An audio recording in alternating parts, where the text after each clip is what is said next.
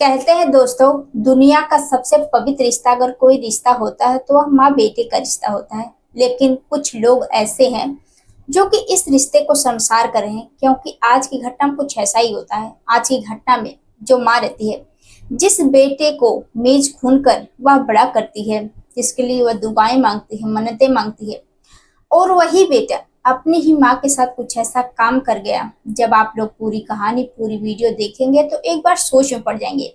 तो दोस्तों, आप लोग इस घटना को जानने के लिए वीडियो को पूरा देखिएगा। हेलो दोस्तों, क्राइम हर कदम में आप लोगों का स्वागत करती हूँ। मैं आप सबकी सुमन। उम्मीद करती हूँ आप सब अच्छे होंगे। आज की जो घटना है दोस्तों, बिहार के नालंदा जिले की है। यहीं पर एक थाना लगता है, हरनौत थाना क्षेत्र के अंतर्गत एक गाँव है। उस गांव में एक परिवार रहता है, श्यामलाल का परिवार। जो श्यामलाल रहते हैं वो अपने माता पिता के साथ काफी खुशहाल तरीके से रहने लगते हैं। श्यामलाल का जो परिवार है काफी गरीब परिवार है। अब धीरे धीरे जो श्यामलाल रहते हैं वह बड़े होने लगते हैं, और जो माँ बाप रहते हैं वह अब धीरे धीरे बूढ़े हो चुके थे। इसलिए जो श्यामलाल रहते हैं वह अब मेले में जाकर दुकानें लगाते और अपने माँ बाप का भरण पोषण करते। और धीरे धीरे उनकी जिंदगी ऐसा ही चल रही थी। धीरे धीरे समय बीतने लगते हैं। अब घर में कमाने वाला श्यामलाल ही रहते हैं। इसलिए जो माँ बाप रहते हैं वह देखते हैं कि जो हमारा बेटा अब तो शादी करने के लायक भी हो गया है। इसलिए जो श्यामलाल के माता पिता रहते हैं अपने बेटे के लिए लड़की देखकर बेटे की शादी कर देते हैं। और जो पति पत्नी रहते हैं, श्यामलाल और श्यामलाल की जो पत्नी रहती है, काफी खुशहाल तरीके से रहने लगते हैं। धीरे धीरे समय बीतने लगते हैं। धीरे धीरे जैसे ही शादी के 5-6 साल बीतते हैं, इधर जो पत्नी रहती है वह प्रेग्नेंट हो जाती है। अब ये सब चीजें देखकर जो श्यामलाल रहते हैं, उनके माता पिता थे, वह भी काफी खुश हो जाते हैं कि अब घर में नन्हा मेहमान आने वाला है, और बहू की बहुत अच्छी तरीके से देखभाल करने लगते हैं। अब धीरे धीरे जैसे ही 9 महीने बीतते हैं, घर में एक बेटा पैदा हो जाता है। अब जैसे ही बेटा घर में पैदा होता है तो जो घर परिवार के लोग रहते हैं, जो पति पत्नी रहते हैं, जो दादा दादी रहते हैं, सभी लोग काफी खुश हो जाते हैं। बेटे के खुशी में गाँव में मिठाइयाँ बंटवाते हैं, डीजे बजवाते हैं, और अपने बेटे की बहुत अच्छी तरीके से परवरिश करने लगते हैं। धीरे धीरे जैसे जैसे अब जो बेटा रहता है, बेटे के नाम प्यार से जो है पिंटू रखा जाता है। जो पिंटू रहता है वह देखने में बेहद खूबसूरत रहता है। सभी उसे बहुत ही प्यार दुलार करते थे। अब धीरे धीरे पिंटू बहुत बड़ा होने लगता है, और इधर जो श्यामलाल के माता पिता रहते हैं उनकी भी मौत हो जाती है। अब धीरे धीरे पिंटू जो है पढ़ाई लिखाई करने लगता है। धीरे धीरे जैसे जैसे पिंटू बड़ा होता है, अब पिंटू की उम्र जैसे ही 15 से 16 साल होती है, तभी जो पिंटू की माँ रहती है उनकी मौत हो जाती है, क्योंकि उनको बड़ी बीमारी हो गई थी और उनकी मौत हो जाती है। अब जैसे ही माँ की मौत होती है तो घर में जो है इधर जो पिता श्यामलाल रहते हैं वह पूरी तरह से टूट जाते हैं कि अब घर में हमारी जो पत्नी है वह भी हमको छोड़कर चली गई, हम किसके सहारे रहेंगे। अब जो श्यामलाल रहते हैं वह बेहद परेशान हो जाते हैं और अपने बेटे की देखरेख करने लगते हैं, उसकी पढ़ाई लिखाई करते हैं। अब जो पिता रहते हैं वह सुबह ही उठकर खाना पीना बनाते हैं अपने बेटे के लिए, और जो बेटा रहता है वो पढ़ाई लिखाई करता है। धीरे धीरे ऐसे ही समय बीतने लगते हैं। अब जब भी वह जो है काम के सिलसिले में वह मेलों में जाते, तो कभी कभी जब वहां से थके हारे घर आते तो कभी कभी खाना बनाते तो कभी नहीं बनाते हैं। अब इधर जो श्यामलाल के जो रिश्तेदार रहते हैं, गांव के लोग रहते हैं, अब श्यामलाल को देखकर उनको बड़ा बुरा लगता है कि अब घर में कोई है नहीं बनाने वाला, साफ सफाई करने वाला। अब जो गांव के लोग रहते हैं श्यामलाल को समझाते बुझाते हैं कि बेटा तुम दूसरी शादी कर लोगे, अभी बहुत जिंदगी बाकी है। घर में अगर दूसरी पत्नी आ जाएगी तो तुम्हें भी अच्छा लगेगा, तुम्हारे समय भी कट जाएंगे। अब श्यामलाल को समझाते बुझाते हैं। अब जो श्यामलाल रहते वह कहते हैं ठीक है, घर में कोई पत्नी रहना जरूरी है। अब जो श्यामलाल रहते हैं अब एक जगह जाते हैं मेला लगाने के लिए। अब जैसे वहां पर जाते हैं तभी एक महिला से मुलाकात होती है जिसका नाम पिंकी देवी रहता है। जो पिंकी देवी रहती है उसकी उम्र लगभग 35 साल, और उस समय श्यामलाल की उम्र लगभग 50 साल हो जाती है। पिंकी देवी तलाकशुदा रहती है।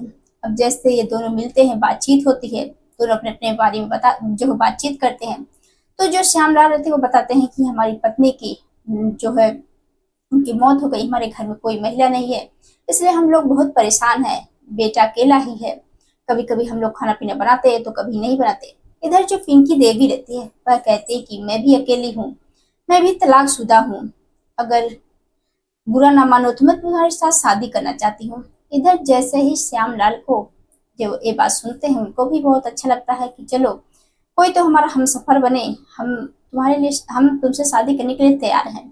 अब दोनों जाकर मंदिर में शादी कर लेते हैं। शादी करके जो पिंकी देवी रहते हैं वो अपने ससुराल दूसरे पति के घर जाती है। अब जैसे वहां पर जाते तो जो श्यामलाल का बेटा, अब धीरे धीरे उसकी उम्र लगभग 25 साल हो गई थी, जिसका नाम पिंटू। अब जो श्यामलाल अपने बेटे से जो है उसे जो मिलवाते हैं कि बेटा ये तुम्हारी दूसरी माँ है, हमने इनसे शादी कर ली, अब तुम इन्हें माँ कहकर बुलाना। अब जैसे ही इधर पिंटू देखता है वह कहता है ठीक है। अब जो श्याम लाल रहते हैं सुबह ही उठकर वह मेले में चले जाते हैं और दोनों जो माँ बेटी रहते हैं वह घर ही रहने लगते हैं। अब धीरे धीरे इधर पिंकी देवी को जब भी किसी चीज की जरूरत होती तो अक्सर वह पिंटू से कहती, दोनों हंसी मजाक करते, एक दूसरे के साथ बैठकर खाना पीना खाते। अब धीरे धीरे दोनों एक दूसरे को चाहने लगते हैं, प्यार करने लगते हैं, लेकिन इसके बारे में श्यामलाल को पता नहीं रहता, वह तो अक्सर बाहर ही रहते थे। अब धीरे धीरे इन दोनों में नजदीकियां बढ़ने लगती है, दोनों एक दूसरे को चाहने लगते हैं, एक दूसरे के साथ संबंध भी बनाने लगते हैं। धीरे धीरे अब ये सब सिलसिला जो है जारी हो जाता है। अब धीरे धीरे इधर जो पिंटू के चाचा रहते हैं उनको इन दोनों के ऊपर शक होती है, क्योंकि ये दोनों को एक जो है एक दिन आपत्तिजनक स्थिति में देख लेते हैं। इसलिए जो चाचा रहते हैं पिंटू के, वह तुरंत अपने भाई के पास फोन करते हैं, श्यामलाल के पास, कि ऐसी ऐसी बात है, तुम घर आ जाओ, अपने बेटे को समझाओ बुझाओ, पत्नी को समझाओ।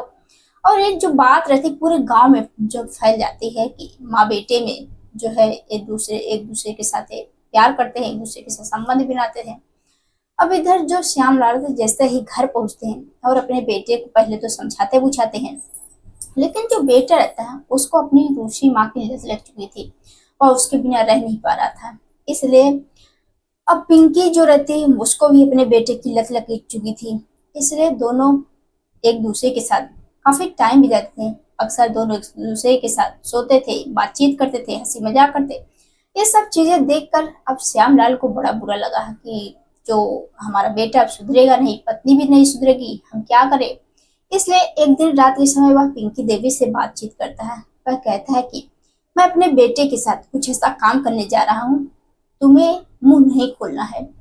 और देखो मैं तुम्हारे लिए अपने बेटे की हत्या कर रहा हूँ। अब जो पिंकी रहती है वह भी अपने पति की साथ देती है और ये दोनों जो 15 अगस्त को अपने बेटे की धारदार हथियार से काटकर उसकी हत्या कर देते हैं। हत्या करने के बाद अब जो पिता रहते हैं अपने बेटे के टुकड़े टुकड़े काट कर गांव की नदी में ले जाकर फेंक देते हैं। अब जैसे जैसे सुबह होता तो इधर जो पिता रहते हैं वह फिर से अपने काम पर चले जाते हैं और जो पत्नी रहती है वह घर रहकर काम करने लगती है ताकि किसी को मालूम ना हो।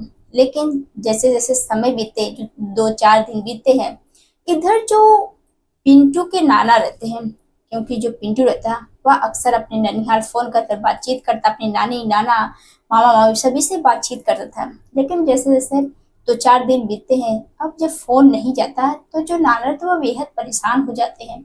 वह घर आते हैं और पिंकी देवी से पूछते हैं कि जो पिंटू है कहाँ चला गया। तो जो पिंकी रहते वह कहते मुझे नहीं मालूम, वह अपने पिता के साथ गए होंगे। अब नाना को जो दूसरी पत्नी रहती है यानी पिंकी देवी के ऊपर शक होता है कि हो ना हो हमारे पिंटू के साथ कुछ ऐसी बात हो गई है। तभी जो नाना रहते हैं वह तुरंत हरनौत थाने में जाकर बस बताते हैं कि साहब जो हमारा जो भांजा है वो कहीं दिखाई नहीं दे रहा है। अब जैसे ही पुलिस वाले बात सुनते हैं, अब घर पहुंचते हैं, सबसे पहले पिंकी देवी से पूछताछ करते हैं। तो जो पिंकी देवी रहती है वह इधर उधर की बातें बताते हैं कि मुझे नहीं मालूम सर। अब जो पुलिस वाले रहते हैं वह तुरंत श्यामलाल के पास फोन करते हैं, उसे घर बुलाते हैं और सारी बात कहते हैं कि तुम्हारा जो बेटा कहीं दिखाई नहीं दे रहा, क्या बात है। तो जो श्यामलाल रहते हैं पहले तो इधर उधर की बातें बताते हैं। जब पुलिस वाले कड़ाई से पूछताछ करते हैं तो वही श्यामलाल टूटता है और सारी सच्चाई बताने लगता है। वह बताता है कि पत्नी के गए हुए कई साल बीत जाते इसलिए हमने दूसरी शादी कर ली, क्योंकि घर के जो कामकाज है, जो खाना पीना बनाने में काफी दिक्कतें होती थी, इसलिए हमने दूसरी शादी कर ली। मुझे नहीं मालूम था कि जो हमारी दूसरी पत्नी है और जो हमारा बेटा है ऐसा काम करेंगे। इसलिए हमने अपने बेटे की हत्या करके उसे नदी में फेंक दी। अब जैसे पुलिस वाले बात सुनते हैं और बेटे को ढूंढने के लिए नदी के पास जाते हैं, लेकिन बहाव इतना तेज था कि वहां कुछ मिलता नहीं है। अब जो पुलिस वाले रहते हैं श्यामलाल को पकड़ कर गिरफ्तार करके उसको जेल भेज देते हैं। तो दोस्तों, आप लोग इस घटना के बारे में क्या कहना चाहते हैं, कमेंट बॉक्स में जरूर बताइएगा। आप लोग यह बताने का मकसद किसी को परेशान करना नहीं, बल्कि आप लोगों को जागरूक करना, सचेत करना कि आप लोग भी ऐसे ऐसे घटनाएं से बचे, अपने घर परिवार वालों को होता है। तो दोस्तों, इसमें किसकी गलती थी आप लोग कमेंट बॉक्स में जरूर बताइएगा। तो मिलते हैं नेक्स्ट वीडियो में, तब तक के लिए जय हिंद, जय भारत।